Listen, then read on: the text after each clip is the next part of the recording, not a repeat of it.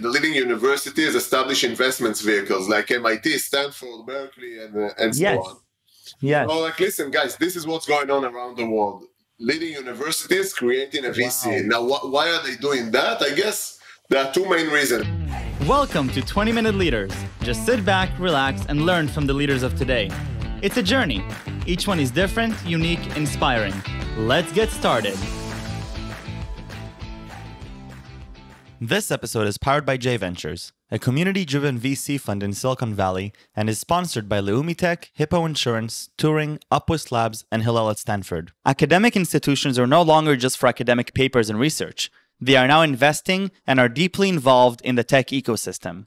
Meet Nimrod Cohen, the managing partner of Tel Aviv University Ventures. Nimrod is a serial entrepreneur and investor. He is the managing partner at TAU Ventures, the Tel Aviv University Investment Vehicle. Previously, he was a partner at Plus Ventures.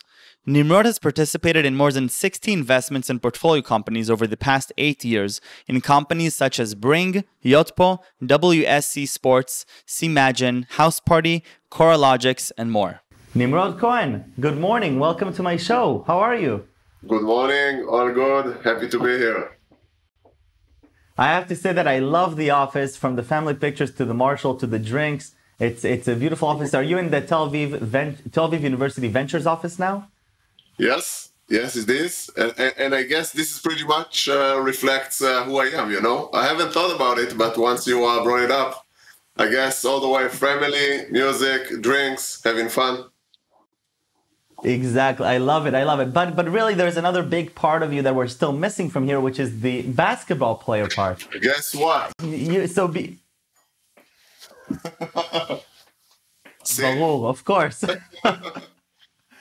Nimrod, you started your career actually as a professional basketball player. Today you're the chairman of Hapoel Ramat Gan, right? A team that you've been following for many years. Tell me a little bit about how you get started with basketball, and then we'll have to figure out this weird transition into, serial entrepreneur, now one of the top early stage investors in Israel. So I have to understand this whole rundown.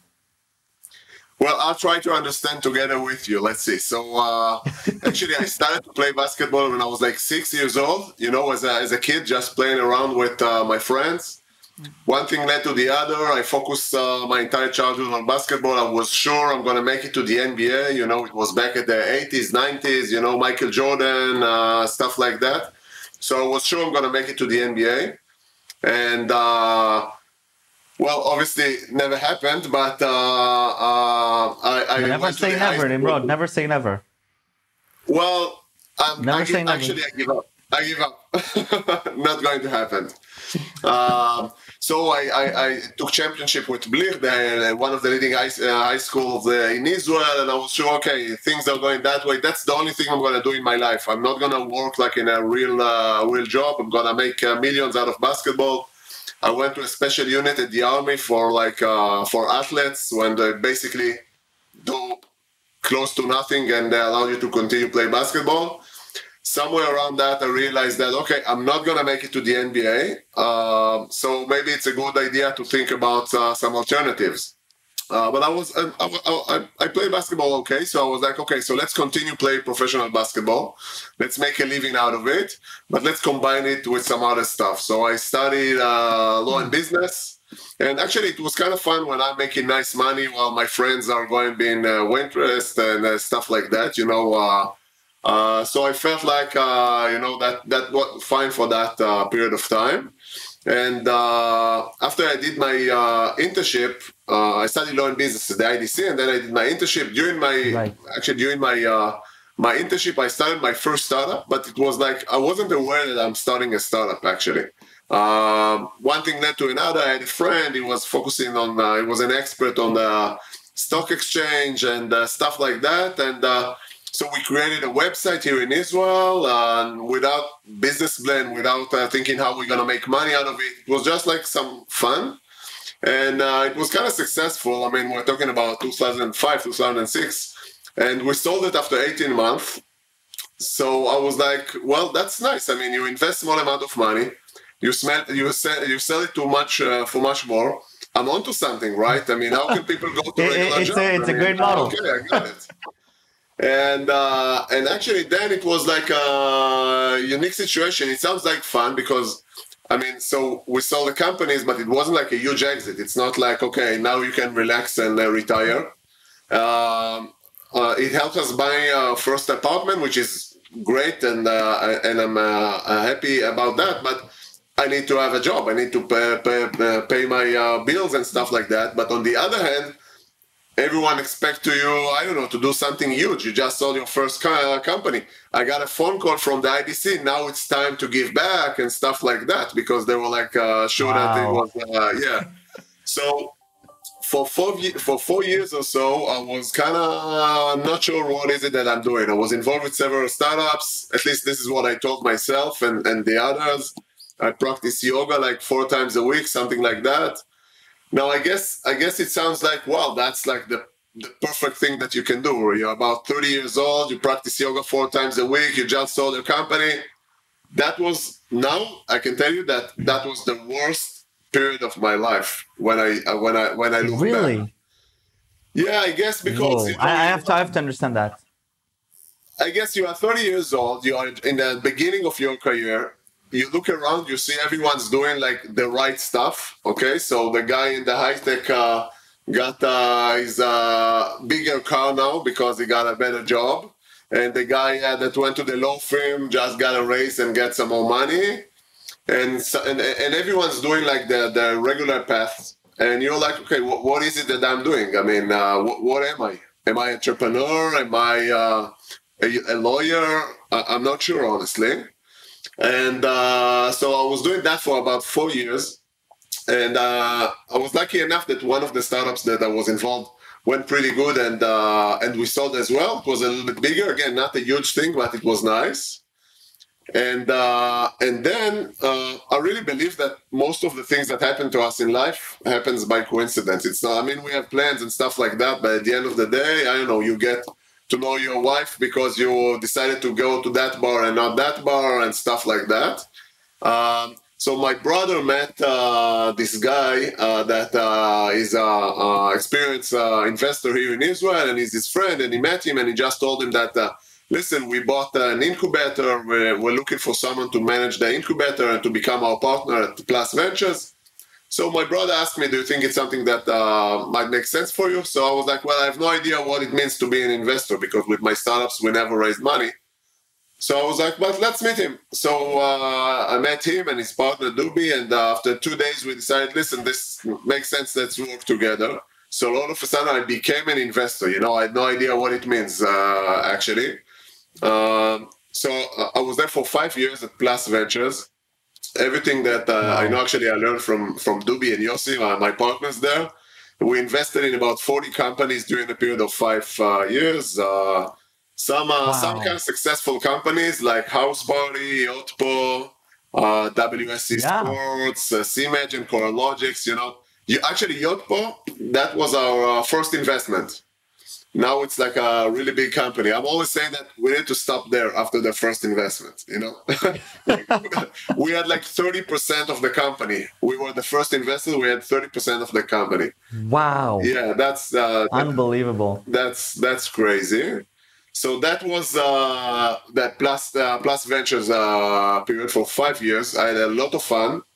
And then I got the situation that I was invited to Miami by Tel Aviv University. They had this conference in Miami. They called it Connecting Two Ecosystems in Miami, connecting the Miami ecosystem in the Israeli ecosystem.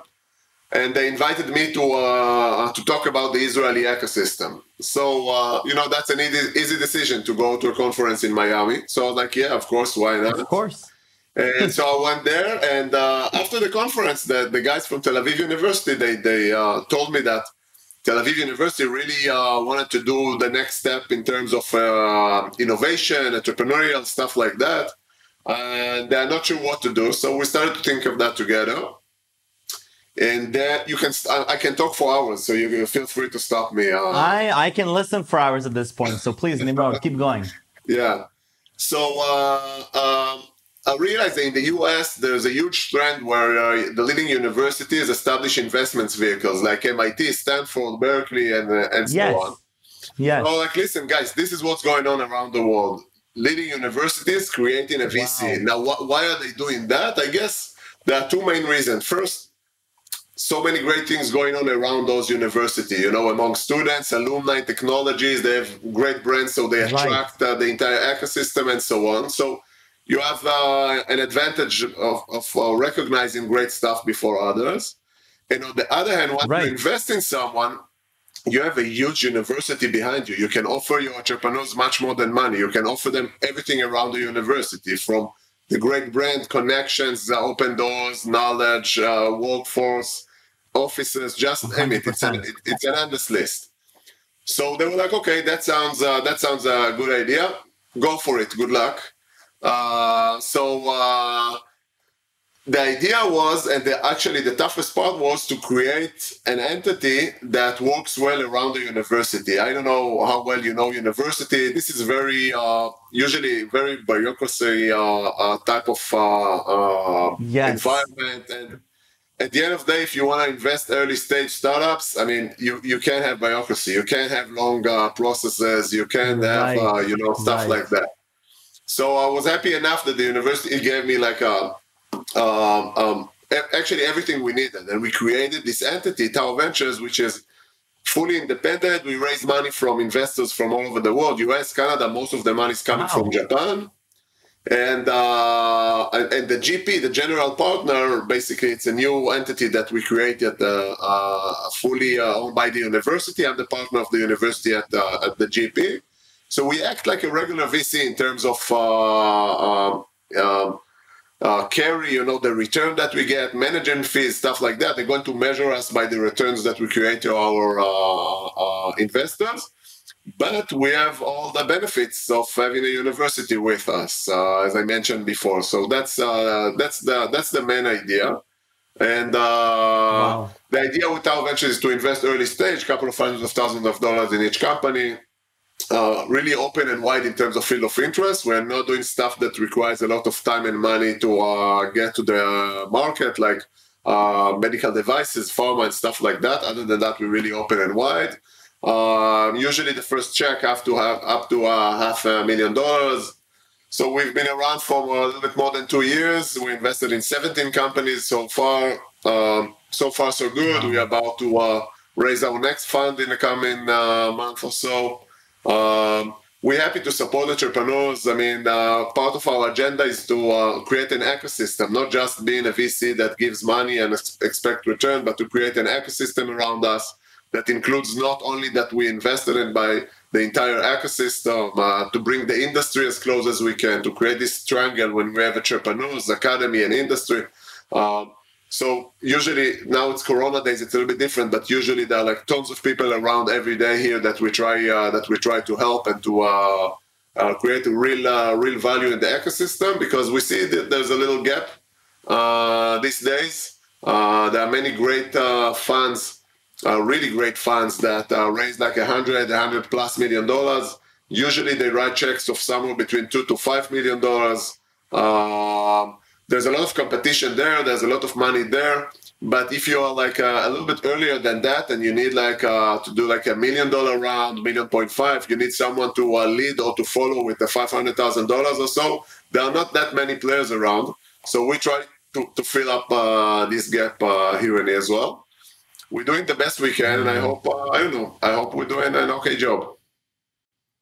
Wow, Nimrod, so many thoughts that I have already. So first of all, I want to go back and reiterate on this idea of the coincidences. And you're saying that at the end, you can plan as much as you want. And there's obviously the famous saying. I don't know if there's also in English, but I know in Hebrew you can laugh. You can plan all you want, but then God laughs at you at the end, right? But this mentality and this behavior of just accepting, the different opportunities that are presented to you, whether it is, meeting Dubi at Plus Ventures and saying, okay, well, 2 days later, yalla, let's go and I'm going to become an investor, teach me whatever you can teach me. And then going to Miami and saying, actually there's a cool opportunity here, and getting that approval and running now with Tau Ventures. And I'm constantly seeing the amazing work that Tau Ventures is doing. And pretty much every early stage entrepreneur that is starting out is talking about Tau Ventures and how it would be an amazing partner to have. And I recently also spoke with Laura Smolier from Berkeley, who runs their their VC and catalyst over there. And I mean, it makes perfect sense. I mean, you're working at an institution, you're both a VC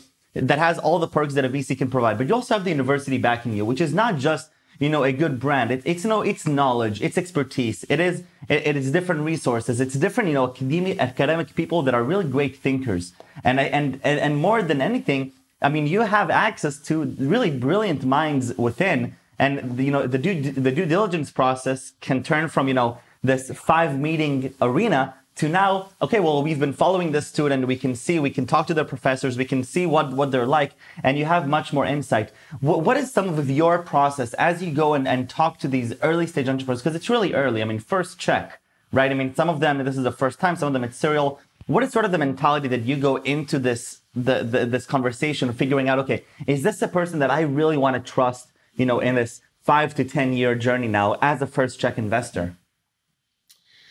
Well, that's an easy and tough question, because I can give you like a 10-minute speech of all the checklists that you need to have in a team or a founder. But I can be honest and tell you that this is just something that you feel after a minute in a room. It's pretty much like any other relationships that you have in your life.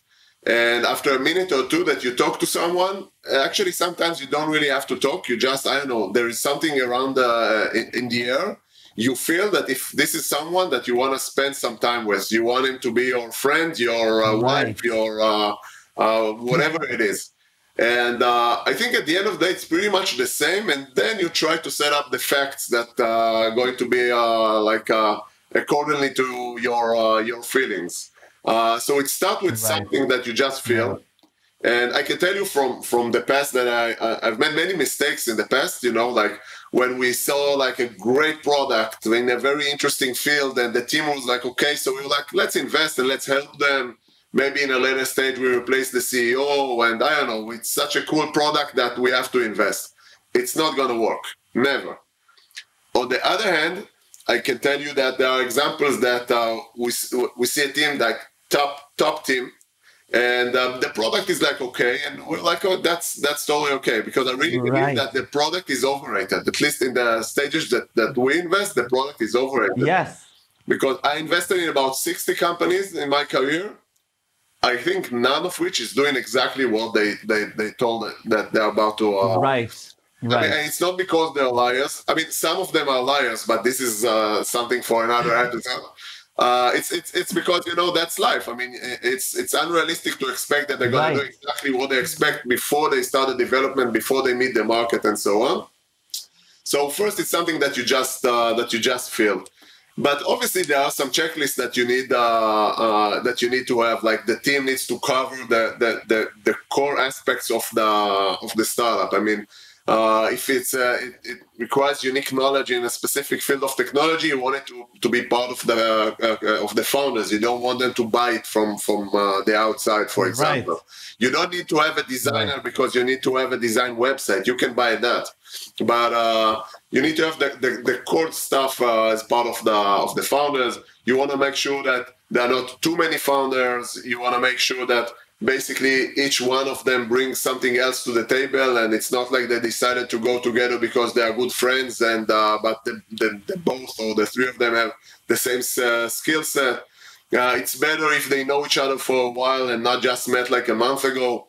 I mean, that's sometimes it's okay and it can work, but it's better to that they have some mileage. They went through ups and downs together and stuff like that. Again, it's an endless list, but at the end of the day, just something that you feel after a couple of minutes. Right, Nimrod, I do have to say that I think that really, I think what you're saying is exactly it. And I felt it the same way. And I think that, the other people that have been on this show from early stage, startups, that they've also have the same mentality. That then it's a lot of it. It's about the relationships. It's about the intuition. It's about the trust. The team that you're presented with, is this the team that you believe will make it, through this 5 to 10 year, marathon? And it doesn't really matter what they've accomplished necessarily in the past 3 months, right? Because those 3 months, while they may have some indication over the next 5 years, it's really about, the cohesion of the team. And it's about whether you trust that this team, with the 7 or 12 pivots that they're going to have to make, whether they'll power through them with transparency, with humility and responsibly. And I completely agree with your outlook. And at the end, You can give checklists all you want, but at the end, every team will have will fulfill a different checklist. And you can always find the right anomalies. And I think that's one of the most exciting things about investing in early stage companies. You really are a partner of the company. Sometimes when you invest in Series A, Series B, Series C, you're looking at spreadsheets. You have really deep down analysts. At that point, really, also, you can say, okay, well, maybe it's right to bring a different leadership. Maybe now that the company is growing tremendously, maybe the founding team isn't the most critical part of this business because you need a business acumen person. But at the stage you're at, it's all about that person sitting in front of you with a whiskey or a beer or a coffee and being able to talk honestly and to be able to think, okay, how can we actually, make this a reality? Nimrod, before we leave, I have to ask 2 minutes about Hapoel Ramat Gan. You're still involved with basketball. How do you combine your two passions? What do you do over there? So, maybe that's the startup that I'm most proud of, actually. When we just re-established Hapoel Ramat Gan a couple of years ago, it was a huge brand here in Israel back in the 70s and the 80s. They used to compete with Maccabi Tel Aviv, and they disappeared somewhere around the 80s. And a couple of years ago, we decided to re-establish it in a model where the fans are the owner of the team. So I came back and played like Michael Jordan, retired, came back to play. And then we went up from 5th division all the way to 2nd division, and I was like, okay, that becomes too serious for me again. So I retired, and then I became the chairman of the team for a couple of years. And actually, I felt that wow, that was so much fun, but it was so hard. Being a chairman of a team, honestly, basically it sucks. 90% of the time. It's the worst thing that can happen to you. I mean, the 10% of fun is like most of the time it covers the 90%. But about a year ago, I decided, okay, that I had enough because I'm a real fan. It's not just I'm enjoying managing a basketball team. It's not about that. I mean, and because I felt it's starting to affect my personal life. So I was like, listen, I did my part. Let's give it to others. So I step aside a bit. I'm trying to help as much as I can, but it's not like any part of my daily routine or so. But Hapoel Ramat Gan is a huge part of me. I mean, you're not getting to pick your team. It's something that you just, sometimes in your life, you just got connected and that's it. I mean, you're lost. I think one of the biggest inspirations here is this idea that you're passionate about something is a core part of you and you just make it happen. It doesn't even matter, it doesn't matter if today you're the chairman or before being in the grassroots and getting it going and making it a reality. And I'm sure that, the tens of thousands of Hapoel Ramat Gan fans, they owe you a great debt for just, having that charisma and that, chutzpah to go and actually make it a reality and to go and resurrect it. And I think that's really something that is truly inspiring for me whenever I see it. It's not about, somebody offering you an opportunity and say, hey, come and do this. And then you're saying, yeah, sure. But it's about, saying, okay, there's something here that bothers me. I'm just going to go ahead and do it. I'm not going to think too much. I'm just going to go and do it because it's a part of me and I have to. Nimrod, toda rabba for your time. When everyone thinks that it's impossible to do that, it's much more fun to do that. I'll take that advice. Nimrod, toda rabba. Thank you for being so generous with your time. The most important question that I have is 3 words that you would use to describe yourself. Wow. First, red, because that's the color of Hapoel Ramat Gan, I guess. Secondly, people. I really love people, and I like to hang out around people and to learn from people and stuff like that. And maybe the third part is fun, not taking ourselves too seriously, try to have fun no matter what we do, no matter if we're doing well or not, try to have fun along the way. I mean, life is too short. I love it. Nimrod, toda rabba, and stay safe and stay healthy. Thank you. Bye-bye.